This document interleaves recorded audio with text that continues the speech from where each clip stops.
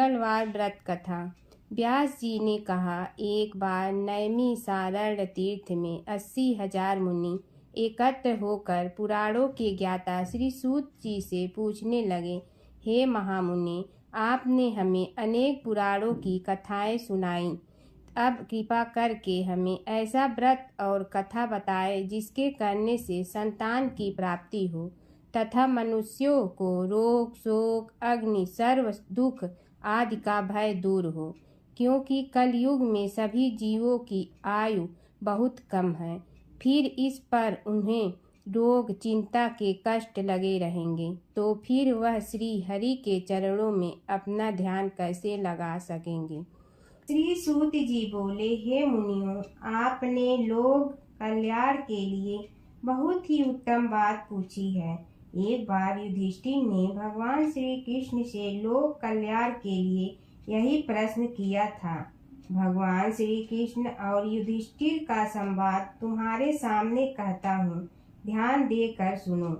एक समय पांडवों की सभा में श्री कृष्ण जी बैठे हुए थे। तब युधिष्ठिर ने भगवान श्री कृष्ण से प्रश्न किया, हे प्रभु नंद गोविंद, आपने मेरे लिए अनेकों कथाएं सुनाई है। आज आप कृपा करके ऐसा व्रत या कथा सुनाएं जिसके करने से मनुष्य को रोग, चिंता का भय समाप्त हो और उसको पुत्र की प्राप्ति हो। हे प्रभु, बिना पुत्र के जीवन व्यर्थ है। पुत्र के बिना मनुष्य नरकगामी होता है।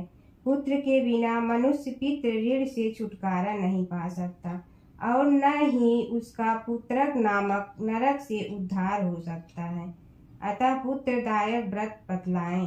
श्री कृष्ण भगवान बोले, हे राजन, मैं एक प्राचीन इतिहास सुनाता हूँ, आप उसे ध्यान पूर्वक सुनो। कुंडलपुर नामक एक नगर था। उसमें नंदा नामक एक ब्राह्मण रहता था। भगवान की कृपा से उसके पास सब कुछ था, फिर भी वह दुखी था। इसका कारण यह था कि ब्राह्मण की स्त्री सुनंदा के कोई संतान न थी। सुनंदा पतिव्रता थी, भक्ति पूर्वक श्री हनुमान जी की आराधना करती थी। मंगलवार के दिन व्रत करके अंत में भोजन बनाकर हनुमान जी का भोग लगाने के बाद स्वयं भोजन करती थी। एक बार मंगलवार के दिन ब्राह्मणी गृह कार्य की अधिकता के कारण हनुमान जी को भोग न लगा सकी, तो इस पर उसे बहुत दुख हुआ। उसने कुछ भी नहीं खाया और अपने मन में प्रण किया कि अब तो अगले मंगलवार को ही हनुमान जी का भोग लगाकर अन्न जल ग्रहण करूंगी। ब्रह्माणी सुनंदा की इस असीम भक्ति के प्रभाव से श्री हनुमान जी बहुत प्रसन्न हुए और प्रकट होकर बोले, सुनंदा, मैं तेरी भक्ति से बहुत प्रसन्न हूँ, तू उठ और वर मांग।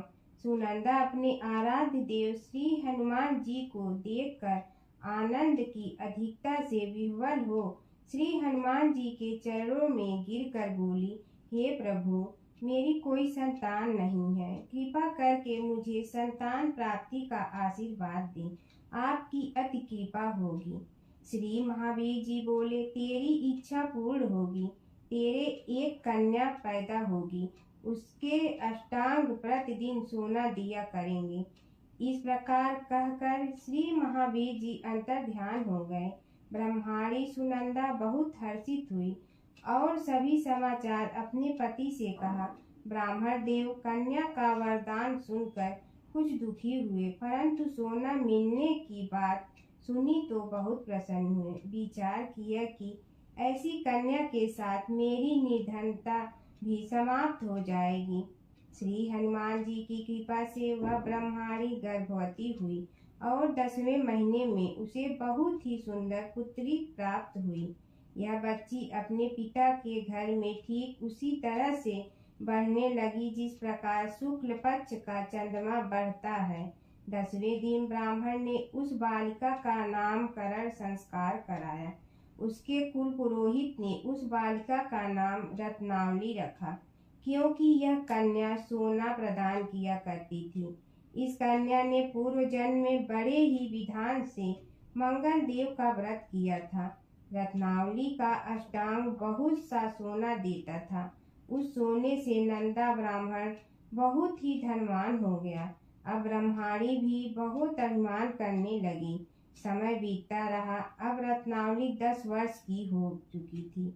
एक दिन जब नंदा ब्राह्मण प्रसन्न चित्त था, तब सुनंदा ने अपने पति से कहा, मेरी पुत्री रत्नावली विवाह के योग्य हो गई है, अतः आप कोई सुंदर तथा योग्य वर देखकर इसका विवाह कर दें। यह सुन ब्राह्मण बोला, अभी तो रत्नावली बहुत छोटी है। तब ब्रह्माणी बोली, शास्त्रों की आज्ञा है कि कन्या 8वें वर्ष में गौरी, 9 वर्ष में रोहिणी, 10वें वर्ष में कन्या, इसके पश्चात रजस्वला हो जाती है। गौरी के दान से पाताल लोक की प्राप्ति होती है, रोहिणी के दान से वैकुंठ लोक की प्राप्ति होती है, कन्या के दान से इंद्रलोक में सुखों की प्राप्ति होती है।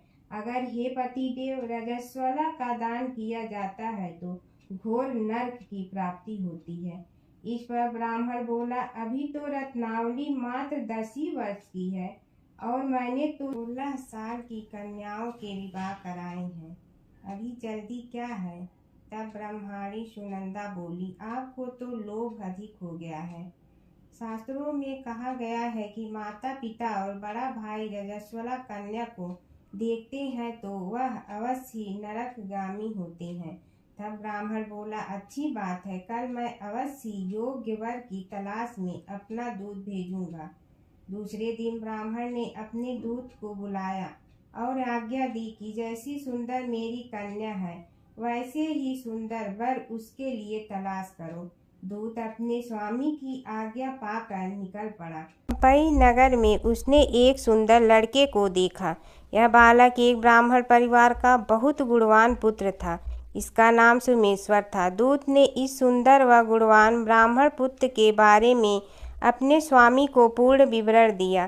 ब्राह्मण नंदा को भी सोमेश्वर अच्छा लगा और फिर शुभ मुहूर्त में विधि पूर्वक कन्यादान करके ब्राह्मणी संतुष्ट हुए। परंतु ब्राह्मण के मन तो लोभ समाया हुआ था। उसने कन्यादान तो कर दिया था परंतु बहुत चिंतित था। उसने विचार किया कि रत्नावली तो अब चली जाएगी और मुझे इससे जो सोना मिलता था वह अब कहाँ मिलेगा।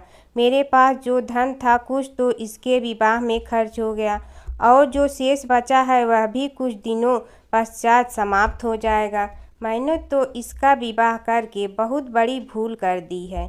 अब कोई ऐसा उपाय हो कि रत्नावली मेरे घर में ही बनी रहे, अपनी ससुराल न जाए। लोभ लोभी राक्षस ब्राह्मण के मस्तिष्क पर छाता जा रहा था। रात भर अपनी शैया पर बेचैनी से करवटें बदलते बदलते उसने एक बहुत ही क्रूर निर्णय लिया। उसने विचार किया कि जब रत्नावली को लेकर उसका पति सोमेश्वर अपने घर के लिए जाएगा तो वह मार्ग में छिपकर सोमेश्वर का वध कर देगा और अपनी लड़की को अपने घर ले आएगा, जिससे नियमित रूप से उसे सोना भी मिलता रहेगा और समाज का कोई मनुष्य उसे दोष भी नहीं दे सकेगा। प्रातः काल हुआ तो नंदा और सुनंदा ने अपने जमाई तथा लड़की को बहुत सारा धन देकर विदा किया। सोमेश्वर अपनी पत्नी रत्नावली को लेकर ससुराल से अपने घर की तरफ चल दिया। ब्राह्मण नंदा महालोभ के वशीभूत हो अपनी मति खो चुका था। पाप पुण्य को उसे विचार न रहा था। अपने भयानक व क्रूर निर्णय को कार्य रूप देने के लिए उसने अपने दूत को मार्ग में अपने जमाई का वध करने के लिए भेज दिया था, ताकि रत्नावली से प्राप्त होने वाला सोना उसे हमेशा मिलता रहे और वो कभी निर्धन न हो। ब्राह्मण के दूत ने अपने स्वामी की आज्ञा का पालन करते हुए उसके जमाई सोमेश्वर का मार्ग में ही वध कर दिया। समाचार प्राप्त कर ब्राह्मण नंदा मार्ग में पहुंचा और रुदन करती अपनी पुत्री रत्नावली से बोला, हे पुत्री, मार्ग में लुटेरे ने तेरे पति का वध कर दिया। भगवान की इच्छा के आगे किसी का कोई वश नहीं चलता है। अब तू घर चल, वहाँ पर ही रहकर शेष जीवन व्यतीत करना। जो भाग्य में लिखा है वही होगा।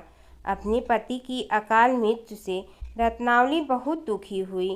करुण कुंदन व रुदन करते हुए अपने पिता से बोली, हे पिताजी, इस संसार में जिस स्त्री का पति नहीं है उसका जीना व्यर्थ है। मैं अपने पति के साथ ही अपने शरीर को जला दूंगी और सती होकर अपने इस जन्म को, माता पिता के नाम को तथा सास ससुर के यश को सार्थक करूंगी। ब्राह्मण नंदा अपनी पुत्री रत्नावली के वचनों को सुनकर बहुत दुखी हुआ। विचार करने लगा, मैंने व्यर्थ ही जमाई वध का पाप किया, अपने सिर लिया। रत्नावली तो उसके पीछे अपने प्राण तक देने को तैयार है। मेरा तो दोनों तरफ से मरण हो गया। धन तो अब मिलेगा नहीं। जमाई वध के पाप के फल स्वरूप यम यातना भी भुगतनी पड़ेगी। यह सोचकर वह बहुत दुखी हुआ। सोमेश्वर की चिंता बनाई गई रत्नावली सती होने की इच्छा से अपने पति का सिर अपनी गोद में रखकर चिता में बैठ गई। जैसे ही सोमेश्वर की चिता को अग्नि लगाई गई, वैसे ही प्रसन्न हो मंगल देव वहाँ प्रकट हुए और बोले, हे रत्नावली, मैं तेरे पति भक्ति से बहुत प्रसन्न हूँ, तू वर मांग। रत्नावली ने अपने पति का जीवन दान मांगा। तब मंगल देव बोले, रत्नावली, तेरा पति अजर अमर है, यह महाविद्वान भी होगा और इसके अतिरिक्त तेरी जो इच्छा हो वर मांग। तब रत्नावली बोली, हे ग्रहों के स्वामी, यदि आप मुझ पर प्रसन्न हैं तो मुझे यह वरदान दीजिए कि जो भी मनुष्य मंगलवार के दिन प्रातः काल लाल पुष्प, लाल चंदन से पूजा करके आपका स्मरण करके उसको रोग व्याधि न हो, स्वजनों का कभी वियोग न हो, सर्प अग्नि तथा शत्रुओं का भय न रहे। जो स्त्री मंगलवार का व्रत करे वह कभी विधवा न हो। मंगल देव तथास्तु कहकर अंतर ध्यान हो गए।